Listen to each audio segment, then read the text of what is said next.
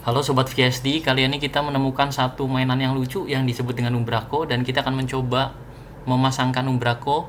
Kita pasang templatenya .NET new install umbraco.template. Jadi Umbraco ini adalah CMS yang cukup ternama dan sebagai catatan CMS ini bukan hanya sebuah CMS tapi juga bisa kita kembangkan secara modular. Kita menginstal dulu ya dan kita mulai.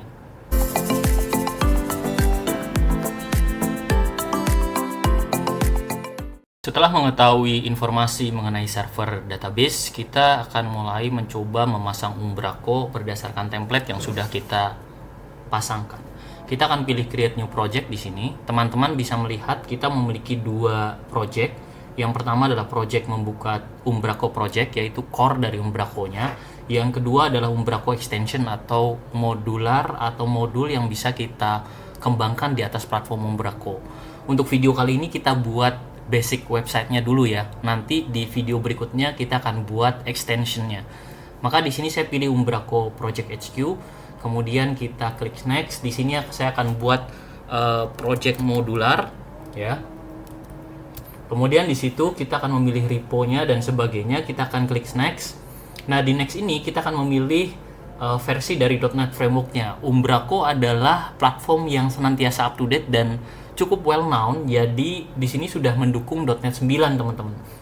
Kita akan memilih Umbraco versionnya, kita akan di sini milih latest, kemudian kita bisa memilih delivery API supaya kalau kita buat modul dia bisa komunikasi langsung antara modul sehingga akan lebih mudah untuk komunikasi.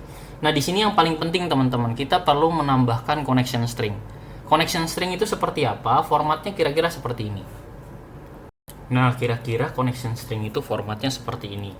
Server nama kalian, nama server kalian. Nama server saya itu kebetulan namanya Zenbook Duo. Ya, seperti itu. Kemudian database-nya tadi teman-teman bisa lihat sendiri, Umbraco modular. Nah, saya sendiri menyarankan kalau environment kalian itu adalah environment Windows, pakailah Windows Authentication aja. Ini lebih aman karena nggak mengekspos username dan password dan tidak bisa diakses dari luar IP address-nya. Tapi kalau nanti teman-teman pakai hosting biasa, kalian harus ubah database-nya ini, trusted connection-nya menjadi username dan password. Kita nggak bahas itu ya. Nah, kemudian setelah itu, setelah kita udah buat, kamu yakinkan dulu sudah benar ya namanya Zenbook Duo 14 gitu ya, database-nya apa, trusted connection-nya. Nah, setelah itu kita pakai providernya. Providernya di sini pakai Data SQL Client. Kalau kamu nanti pakai MySQL, mungkin kamu harus install ado.net untuk MySQL. Tapi di sini pakai SQL Client. Artinya bisa kamu pakai SQLite atau SQL Server. Deployment database type-nya, nah ini kan bisa dipilih nih.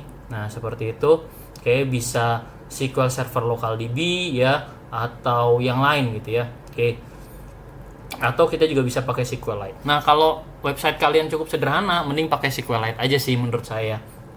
Oke, jadi nggak problematik. Tapi kalau misalnya kamu create projectnya itu cukup besar, maka pakai SQL Server. Nah, saya sih sarankannya kalau untuk core-nya mending pakai SQLite, terus nanti kamu create another database untuk nyimpen data-data aplikasi customer ya, seperti itu. Nah, di sini ada username dan password ya. Teman-teman bisa set username ya untuk masuk sebagai admin. Misalnya saya buat VSID ya seperti itu, kemudian emailnya ya admin@vsid.info. Kalau teman-teman yang belum tahu visit dong websitenya ya. Kemudian di sini user passwordnya, oke, saya buat ya password default. Oke, di situ ingat ya. Kemudian development modelnya apakah untuk back office development apa IDE development ya, apakah untuk tampilan atau back office. Kita akan pilih di sini apa bedanya, nanti kita lihat ya. Oke. Kita akan pilih dulu yang default ya. Kalau defaultnya nanti dia akan pilih IDE development gitu ya. Tapi kalau back office ini fokus untuk bagian belakang aja. Kita fokus untuk karena kita fokus untuk modular, kita pilih back office development ya. Oke.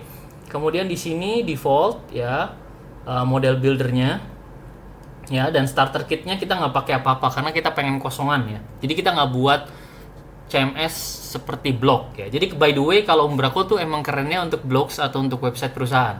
Tapi kita akan do different things. Kita akan fokus untuk creating modular application. Kemudian kita klik create project ya. Oke, tunggu dulu. beberapa saat gitu ya. Nah, kita tunggu beberapa saat ya. Oke.